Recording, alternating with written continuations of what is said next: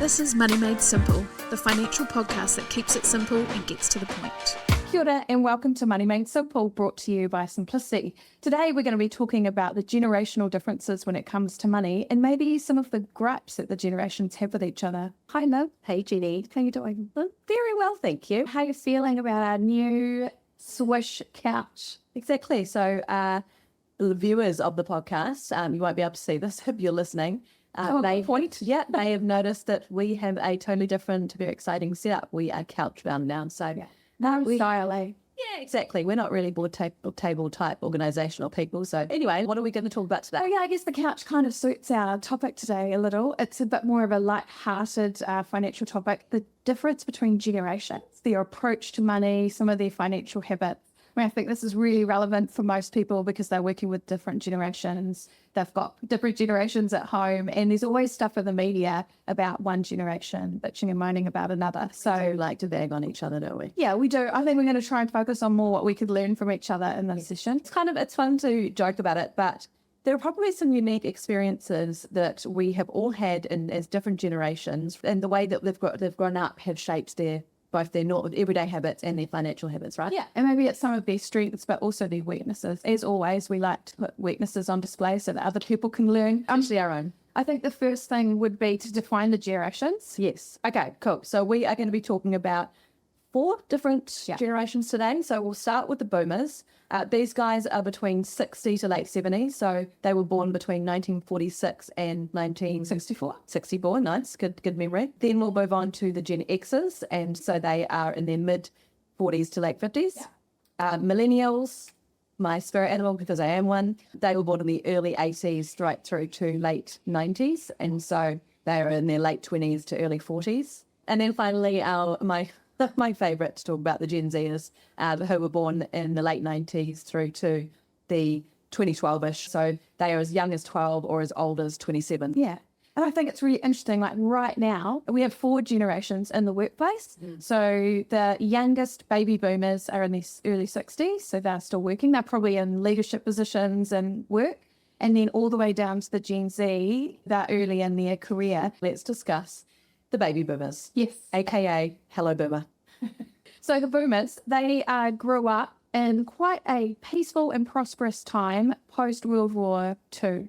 Okay. This shaped what was important to them, but actually more importantly is probably what their parents had gone through. So they were raised by parents who had lived through 2 world wars and probably the 1930s depression as well. So there was a real focus on stability, financial security and home ownership. I mean, we'd all like to own a home, but it was actually real for them. Yeah.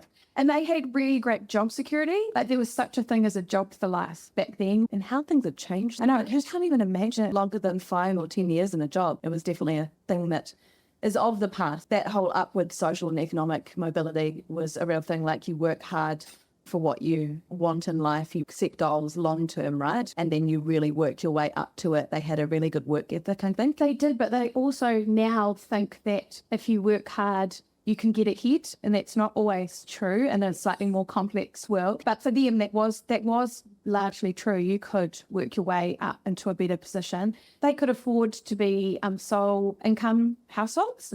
So generally, the man of the house would be doing the work, and they could afford to buy a house on one income. Yes, so housing affordability was a really big thing, right? Crazy. I looked it up, and the average house price in Auckland in the mid-1970s, when our boomers would be buying, was about $17,000. And how does that relate to how much they were earning? Well, looking at it, that was about 3 times the average annual income. So the average annual income was under 10K? Yeah, like 7.5. Isn't that crazy? Yeah. Inflation, everybody. Now it is 7 times the average income in New Zealand. So housing has definitely become less affordable. Yeah. So most of us are probably pretty jealous about the boomers in terms of the simpler times. They could afford a home. They had free university. That's a big thing, right? Yeah. So no student loans. So in theory, these people that are just on the cusp or in retirement now, they're all sorted. Yeah, a lot of them are. But actually in New Zealand, we have to remember this, 40% of retirees are living on NZ Super only.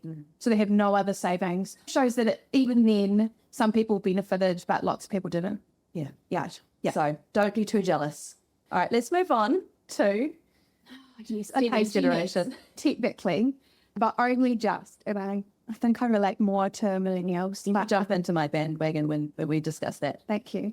But the Gen Xers grew up in a pretty turbulent economic time.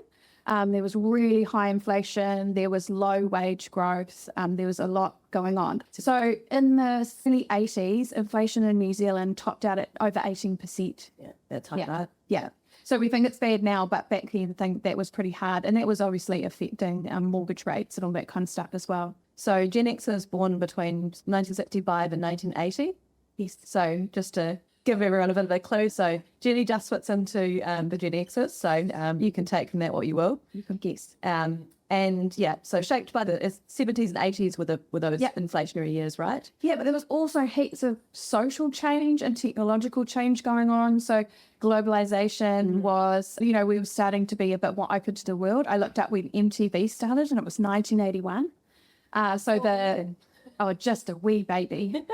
But that's, we started to look at the world for culture and the things that we wanted to buy and the life that we wanted to lead. So that was happening. Dual income households. Right, so mum and dad work. Yes. Yeah. Revolutionary, right? Yeah. Isn't it funny, like the Gen Zers would be like, what? Of course. Also digital technology, so the World Wide Web. So obviously technology had been around, but in this time when the Gen Xers are growing up, there starts to be more access to technology. So computers at home, mobile phones, that kind of stuff. So I think Gen Xers are really adaptable, really flexible. The world was just changing around them so fast. So for example, me at university, when I started, I hand wrote my assignment. Yeah. And by the time I finished, there was a computer lab at the university and Not at home, right? no, I had this old IBM laptop from my uncle who lives in America. So you were probably at the forefront of technology. Everyone thought it was the flashiest thing in the whole world. Right. It was so heavy. Yeah, okay. But yeah, so there was that change was happening that fast. And people, as a result, were good at adapting to that change. Yeah, I think so. What about the challenges? Yeah, there were a few of those were there. So one of them would be debt. One, we had to pay for university. So we're the first generation paying for uni. And when I was at uni in the older days, you paid interest while you were studying. So just debt snowballs, Yeah. right? And we're buying houses, they're getting a bit more expensive, so we're getting bigger mortgages. Yeah. Credit cards came into play. Yes. Like same as the buy now, pay later that came later. It's shiny and exciting when something comes in. And so it would have just been like, shit, you don't have to pay for stuff immediately. Now. Yeah, you don't have to have the money to. Yeah.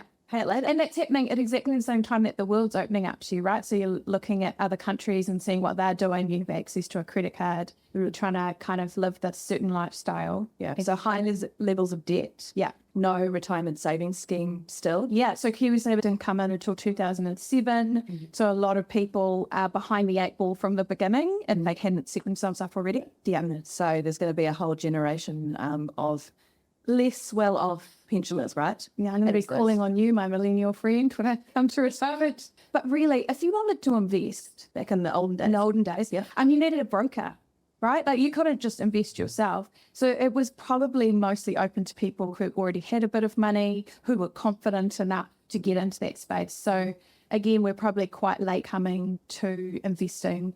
But digital tools are starting to come in for this generation. They were. And probably online banking was one of the first of those. Yeah, that was it. The relation. All right, then millennials, our favourite. My your- generation. Your generation. I'm gonna let you come in on that because you are an honorary, at least millennial. So born between 1981 and 96. I'm about smack bang in the middle of that. So I'm a true millennial. A lot of us, and actually this is exactly me, entered the workforce around the GFC, the global financial crisis. So I literally finished uni in 2008, which was the year that the GFC had hit. Basically, couldn't get a job. They cancelled all the grad programs and no one was giving new grads jobs. Were you worried? Or must have that youthful optimism? Yeah, Fine. the shoulder pads. Yeah. That bravado, though, I went off to Perth and just made coffee for a summer until it got a bit better. Because the GFC, it felt like it didn't have really long-term impact. I know it really affected, especially in the US, a lot of people, but it felt like it was a big, heavy blast, and then things came back again. So anyway, we also, like our Gen Xers over there. Gen X friends. Yes, our Gen X friends had to pay for university, but we had interest-free, which was a really big thing. So So hopefully we're coming out of uni with slightly less debt. Yeah, exactly. Yeah. And also had the boomer parents who, for me, were super all about budgeting and saving and thinking about investing. And on the note of investing, I feel like the millennials kind of brought in that whole ethical, socially conscious investing focus into that. So we actually care what we're investing in. And also probably just spending as well, right? Like when I think about some of the big ethical brands, they were born out of that kind of that era, the early 2000s, and probably driven by the fact that young people wanted to spend their money in a way that didn't hurt other people. Yeah, like Body Shop and Eco Store. Yeah. In terms of dealing with finances, we grew up with online banking, so probably a little bit easier to embrace those digital tools around budgeting and saving, investing. I mean, to be fair, the likes of those self-select share investing platforms didn't come out until I think at least my 20s. So it wasn't that we grew up with them, but you adopted them pretty Yeah, digital was a thing. Like we had mobile phones when we were teenagers and there was the internet and online banking and all that. So I think we were a little bit more digital savvy than the Gen Xers. Yeah, I think a big thing for me and probably a lot of millennials is valuing experiences over stuff. And so travel was a really big thing, and is still, it has always been a really big thing. I would rather a shitbox of a car and be able to travel. Things don't matter as much. I think of boomers as fairly, and this is a huge generalization, most of this is, as quite materialistic. And that there's been that shift towards experiences over the thing. Yeah, I reckon that's a response to the generation before them that had so little, that were on rations and went and lived through the Depression. So the baby boomers are like, I can set myself up, I could have a house, I could have a nice car. And so there was a real focus on that. And then the next generation, it was a bit more about like global consumption and things. Yeah, and then I guess you guys were responding by saying, actually, is this all this stuff that important? So you want the experiences and the home, right? Like, yeah, absolutely. I think home ownership is something that is still something. I mean, especially for Kiwis. Kiwis are just obsessed with owning a home, right? And that's something that almost runs through the whole of the generations. It's just that the Gen Zs literally can't afford them because we've made them so unaffordable. Yeah. I think millennials, just before we go on to Gen Z, they probably still, like their generations before them, work really hard. There was that really strong work ethic of, probably because we had boomer parents, to like you work hard and you get ahead, and that's how you put in the hours to, move up in your career. Yeah, you're starting to think about a bit more flexible work, right? I think it's work hard, play hard. So we think we can do it all and have it all. So you work really hard, and then you also go traveling and go get avocado toast and do all the activities. It's the generation of being able to have it all and have it all. Yeah. And it's when the side hustle came in, right? Probably to fund that. To fund, yeah. Yeah, exactly. Let's focus on Gen Z. So they're pretty young, right? Yeah, they are the youngest generation we're talking about today. And so the oldest group of them are working. They're in their early 20s. But they haven't been in the workforce very long, but I think they have had quite an impact, actually. They are quite different, right? Yeah, they are quite different. So they're born, just to reiterate, was it 1997 to 2012. Yeah. So they're either teenagers now or they've entered the workforce. Yeah. So they have been characterised by a whole lot of economic instability and change over their early lives. So COVID-19 would have been a really big thing for them. Obviously, your earlier years are more impactful a lot of the time. So, having a pandemic, right, as some of the older ones were entering the workforce, they tend to be quite cautious around debt, so much more so than us credit carders that got excited about debt. Although I think the whole buy now, pay later thing is really natural to the Gen Zers, and they've kind of really embraced that, but not credit cards, which is a bit of an anomaly to me. They're the ultimate digital natives, right? Yeah. So they grew up with technology. They grew up glued to their phones or their iPads or whatever their parents put them in front of. And so they'll never know a time without the digital tools that we all take for granted now. They'll never know the pain of writing for 3 hours in an exam. And they've grown up with a whole lot more flexibility. So side hustles are a kind of inherent thing. Yeah, I think they almost have taken them further, whereas you were using them to fund your fabulous travels. Not you specifically, but any generation, they actually see their side hustles as potentially being businesses. It seems that there's a move away from 9 to 5, Monday to Friday, kind of slave to the boss and the dollar. So flexibility is really important. Yeah, it's a real priority. They are asking their employers to be able to work from home at least X amount of days. Yeah, and mental health and well-being is really important. And again, I reckon if you think about, we were all talking about it, but they've grown up in this world where it has become more of a priority.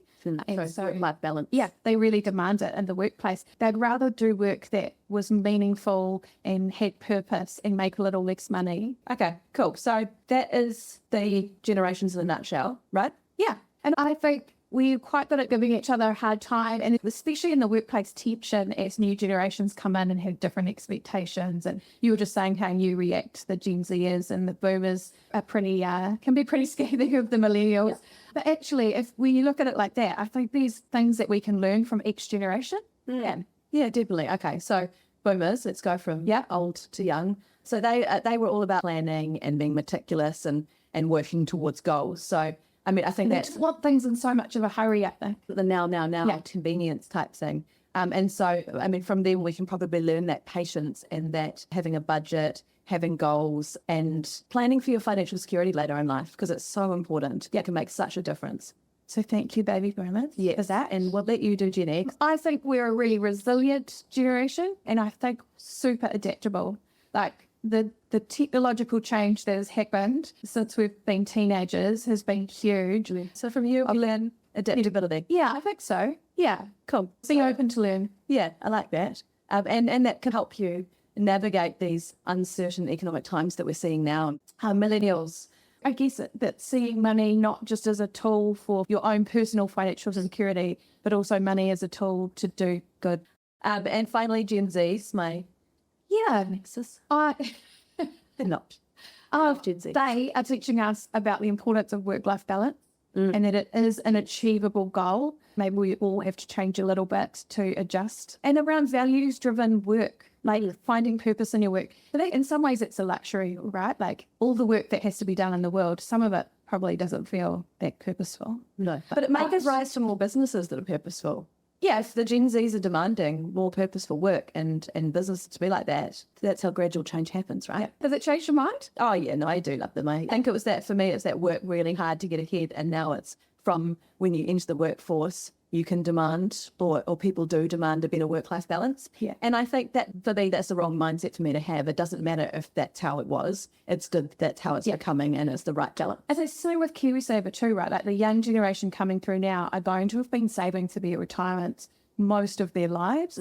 And I might think, you know, like I didn't get have that. Yeah. But actually that's good for New Zealand. It's good for communities. It's good for our families. And so change is good. Positive. Yeah. Cool. Okay. All right. Well, thanks for tuning in, everyone. If you did like today's episode, please follow us on whatever podcast platform that you are listening on, and maybe leave us a review or a comment. Spotify's got a new comment feature. So, yeah. And if you have any interest in coming in on the podcast, we would love to do more investor stories going forward. So just reach out. Yeah, I'd love to hear from you. Cool. All right. Ka kite. See you next time.